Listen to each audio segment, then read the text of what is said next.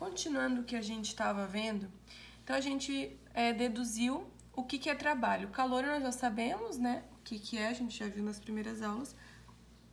E agora a gente deduziu o que é trabalho, certo? O que é importante lembrar? Todo processo termodinâmico, ele passa de um estado inicial para um estado final, certo? Então, o que acontece? Se ele passa do estado final para um estado do inicial para o final, ele percorre um determinado caminho para chegar até o estado final, certo? Então, o que acontece? Para ele ir, eu vou colocar aqui o exemplo do livro, tá? Todos esses 6 exemplos aqui, certo? Eu tenho o gás numa condição inicial e ele chega numa condição final. Todos, inicial, final, inicial, final, inicial, final, inicial, final e inicial, final. Todos esses 6 exemplos, eles estão exatamente percorrendo caminhos diferentes, mas saindo do mesmo ponto e chegando no mesmo ponto. Todos estão chegando no mesmo ponto, tá? O que acontece? O que eu quero mostrar com isso? Que, na verdade, o trabalho realizado pelo sistema não depende somente do estado inicial e do estado final, mas ele também depende desses estados intermediários, ou seja, o valor do trabalho realizado, o valor da quantidade de calor que acontece, não depende somente do que ele tinha inicialmente, do que ele tinha no final, mas também depende do caminho que ele percorre, tá? Essa área sombreada, em cada um desses desenhos aqui, nada mais é que o trabalho realizado, certo? Essa área sombreada é exatamente o trabalho realizado. Agora, o que acontece? Esses caminhos, esses estados intermediários que acontecem entre o estado inicial e o final, nós vamos chamar de caminho, tá? Então, para cada um desses 6 tipos, ele percorreu um caminho diferente. Então, vamos só supor aqui, ó. Esse estado inicial aqui, lembrando que todos esses, o trabalho ele é positivo, tá? Porque eu tô aumentando o volume. Se eu tô aumentando o volume, o trabalho ele é positivo, certo? Sempre que todos eles eu tô aumentando o volume aqui, ó, todos. Então, se o trabalho, se ele tá aumentando o volume, consequentemente, nós estamos realizando um trabalho positivo, certo? Agora, o que acontece aqui, ó? Vamos supor esse primeiro estado aqui, ó. O estado A acontece que eu tenho a pressão, tá? Olha só, eu tenho uma pressão e um determinado volume. Eu sei que para ocorrer esse processo, eu vou ter que vai variar a minha pressão, meu volume e a minha temperatura. Então, o que acontece? Nesse estado aqui, eu estou aumentando o volume porque o trabalho é positivo. Todo trabalho positivo aumenta o volume, porque o êmbolo sobe, então aumenta o volume. Só que eu estou diminuindo a minha pressão, certo? Esse meu trabalho aqui, para acontecer, eu diminuí a pressão e aumentei o volume. Nesse caso aqui, a minha pressão permaneceu constante, mas meu volume aumentou. Nesse caso aqui, a minha pressão diminuiu e o meu volume aumentou. Nesse caso aqui, eu fiz um ciclo onde eu não tenho nem variação de pressão, nem variação, onde eu só tenho variação de volume, porque a pressão permaneceu constante. Nesse caso aqui, também eu tenho... Ah, tá, esse aqui tá indo no sentido contrário. Esse aqui, na verdade, o meu trabalho ele é negativo. Mas o que acontece?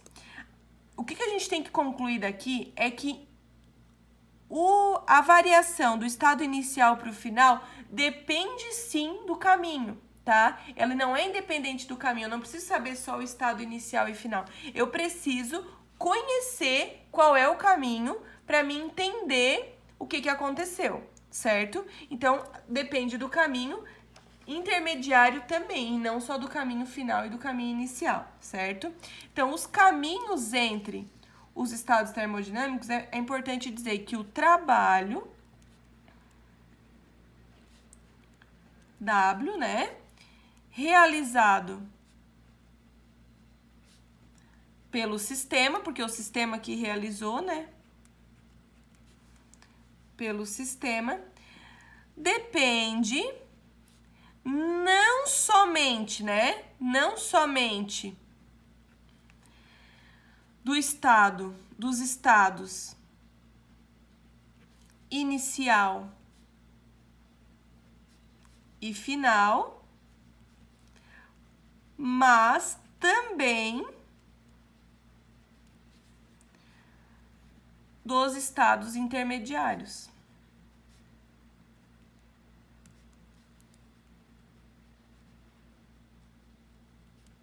Que são nada mais que os caminhos, tá? Então, o trabalho, ele depende, sim, dos caminhos que a gente vai percorrer, certo? Bom, agora, entendemos a parte do trabalho. Agora, nós vamos ver um outro exemplo que a gente chama de energia interna. E vamos começar a deduzir a primeira lei da termodinâmica.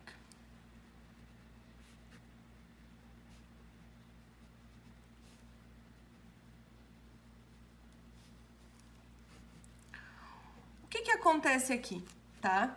Deduzimos trabalho, deduzimos calor e agora aparece um novo conceito para nós que nós chamamos de energia interna, certo?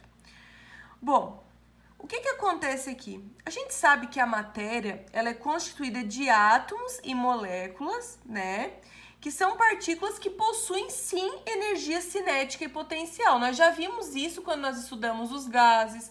Nós sabemos que os gases, eles estão se movimentando, então eles têm energia cinética e energia potencial, tá? Que está relacionada à velocidade que eles têm e à posição que eles têm. Isso a gente já viu, tá? Então, assim, essa associação que a gente tem dessa energia cinética e dessa energia potencial, na verdade, o que acontece? A gente tem uma tentativa de definir o que é energia interna. Então, essa nossa tentativa de dizer o que é energia interna é mais ou menos dizer, né, de forma simplificada, que a energia interna é a soma das energias cinéticas de todas as suas partículas, né, que são átomos ou moléculas, mais a soma de todas as energias potenciais decorrentes dessas interações no sistema. Então, eu posso dizer que energia interna, que nós vamos chamar de variação da energia interna, nós representamos ela por ΔU, nada mais é que a soma de todas as energias cinéticas e potenciais de todas as partículas do sistema. Então, essa energia interna, que é um conceito que ele falar ele de forma simplificada, é isso. Na verdade, a gente fala em variação, mas a energia interna ela é o U, tá? Essa energia interna, então, ela é a soma de todas as energias cinéticas de cada partícula do sistema, mais a soma de todas as energias potenciais de todas as partículas do sistema, certo? Então, isso é energia interna. O que acontece aqui? Se nós pegarmos esse nosso mesmo exemplo aqui, que eu tinha lá no começo, esse aqui, do êmbolo, tá? O que acontece? Significa que, vocês pensem assim, toda a energia na forma de calor que eu fornecer para esse êmbolo aqui, ele vai realizar trabalho? Ou seja, se eu fornecer 100 joules de caloria, ele vai fornecer 100 joules de trabalho? Não. Por que não? Porque não existe nenhum sistema termodinâmico, tá? Isso é real, tá? Não é ideal. Que eu pego 100% do calor e transforme 100% do trabalho. Isso não existe em sistemas reais, tá? Mas o que acontece aqui? Quando eu forneço energia na forma de calor para um sistema termodinâmico, quando eu forneço essa energia na forma de calor, acontece o seguinte: uma parte dessa energia vai realizar trabalho, e outra parte dessa energia vai ser usada para variar a energia interna do sistema. Por quê? Porque quando eu forneço 100 joules de energia, por exemplo, uma parte dessa energia eu vou produzir trabalho. Eu vou aumentar o volume aqui. Mas uma outra parte desse calor vai aumentar a energia cinética e a energia potenciais e as energias potenciais das moléculas que eu tenho ali confinada, tá? Então, a primeira lei da termodinâmica, ela diz isso aqui, ó, que na verdade, como eu falei para vocês, ela é o princípio da conservação de energia, certo? O que que acontece? Toda a quantidade de calor que é fornecido para o sistema, uma parte é produzido trabalho e outra parte a gente usa para variar a energia interna do sistema. Então, ela, na verdade, é uma generalização do princípio da conservação de energia. Porque a gente diz que a energia total, né, a energia mecânica, é a somatória de todas as energias, potenciais, cinética lá e elástica, por exemplo. Aqui é a mesma coisa. Só que o que acontece aqui? Só que a gente está incluindo aqui o calor, o trabalho mecânico e a variação da energia interna. Então, isso aqui é a primeira lei da termodinâmica, onde ela diz que a quantidade de calor, né, ou a quantidade de energia na forma de calor, ela é constante, eu tenho conservação de energia, tá? E acontece que parte dessa energia nós produzimos trabalho e parte da energia nós variamos a energia interna do sistema. Então, lembrando que o trabalho, W, é trabalho. Se vocês não lembram, né, mas o trabalho ele é dado em joules, certo? O ΔU é a variação da energia interna. Porque se eu estou aumentando a temperatura, as minhas moléculas estão se agitando mais, então elas estão aumentando a energia cinética delas. Elas estão movimentando, estão indo para outras posições e estão variando a energia potencial. Então, aqui é a variação de energia interna. Também é em joules. E o que é o calor, né, gente? Certo? Então, isso aqui é o princípio da primeira lei da termodinâmica. Opa, ficou para baixo. É o princípio da primeira lei da termodinâmica. Só que agora nós vamos ver alguns casos especiais, tá? A gente vai chamar de alguns casos especiais da primeira lei da termodinâmica.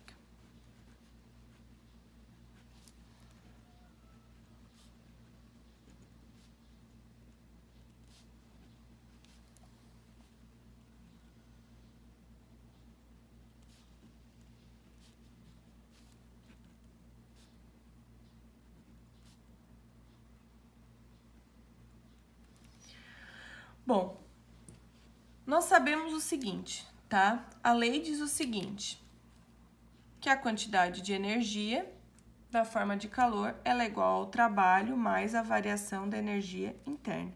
Isso aqui é o que diz a primeira lei da termodinâmica, certo? Agora, o que acontece aqui, ó? Imagine que nós temos um sistema adiabático. O que seria um sistema adiabático, tá? O primeiro, nós vamos imaginar que nós temos um processo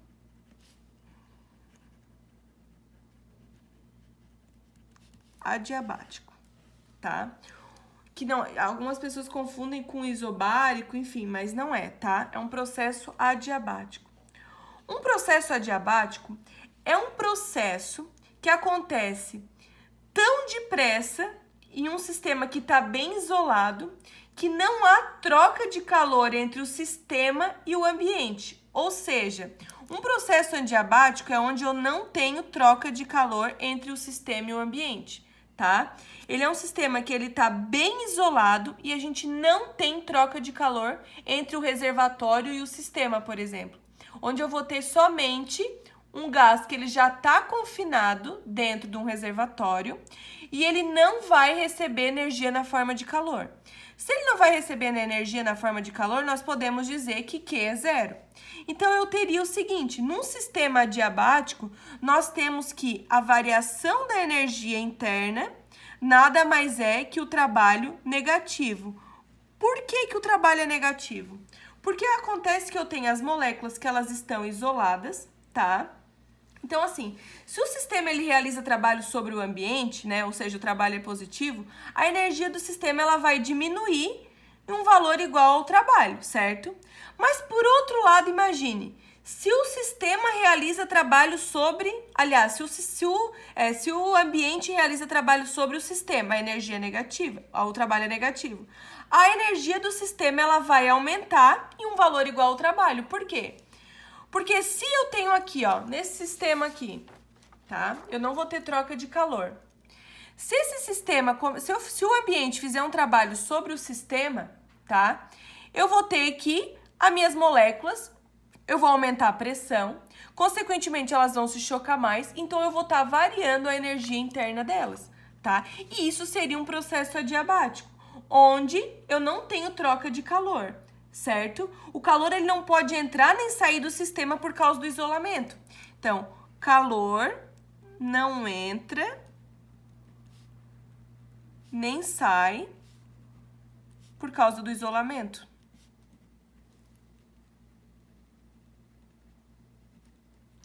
Se o calor não entra nem sai por causa do isolamento, significa que a única troca possível que a gente tem de energia entre o sistema e o ambiente é através do trabalho. Porque a energia interna é uma propriedade das partículas. Agora, o trabalho é uma força externa, é um trabalho mecânico. Então, se o calor não entra nem sai por causa do sistema, só tem o trabalho que pode realizar e alterar alguma coisa, tá? Então, se a gente remove as esferas de chumbo lá, né, lá do êmbolo, por exemplo, e a gente deixa o gás expandir, nós sabemos que o trabalho será realizado pelo sistema, que é positivo, e a energia interna vai diminuir. Se nós pegar esse sistema aqui, tá? Não entra calor.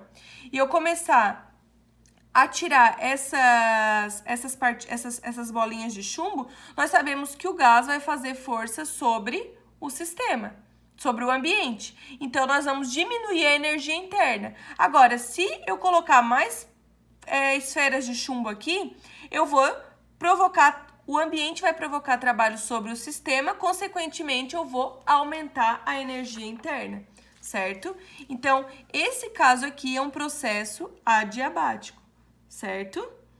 Agora, o que acontece se eu tiver um trabalho que acontece a volume constante? Se o volume é constante, nós já sabemos o quê? Que o trabalho é igual a zero, porque o trabalho é a pressão vezes o volume. Se o volume é constante, o volume não vai aumentar, a gente trabalha com a variação do volume, então o trabalho é zero. Então, eu posso dizer que todo o calor será utilizado para variar a energia interna do sistema, certo? Agora, se eu tiver, por exemplo, um processo cíclico, o que seria um processo cíclico? Que após certas trocas de calor e trabalho, o sistema volta exatamente ao estado inicial. Ele realizou trabalho, ele cedeu, forneceu calor e ele voltou exatamente para o estado inicial dele. Quando ele volta exatamente para o estado inicial dele, nós podemos dizer que a variação da energia interna é zero. Então, num sistema cíclico, tá? Num processo cíclico, processo cíclico é um processo que ele vai do estado final e do estado inicial e volta exatamente depois de fazer o processo termodinâmico para o estado inicial, ou seja, ele percorreu um caminho e voltou exatamente para o estado inicial. Nós temos que a variação da energia interna ela é zero. Então, eu posso dizer que toda a energia é para realizar trabalho. Agora, a gente pode ter o que a gente chama de expansão livre. O que seria uma expansão livre? Vou mostrar para vocês um desenho. A expansão livre seria isso aqui, ó, tá? Onde eu tenho aqui, ó, as paredes isoladas e eu tenho uma válvula.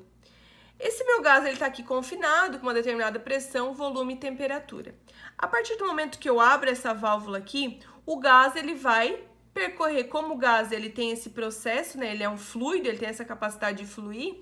O gás, ele vai encher totalmente essas duas câmeras aqui após um tempo. Ele vai sair daqui e vai vir para cá, tá? Ele vai acontecer num processo tão lentamente que ele vai ocorrer o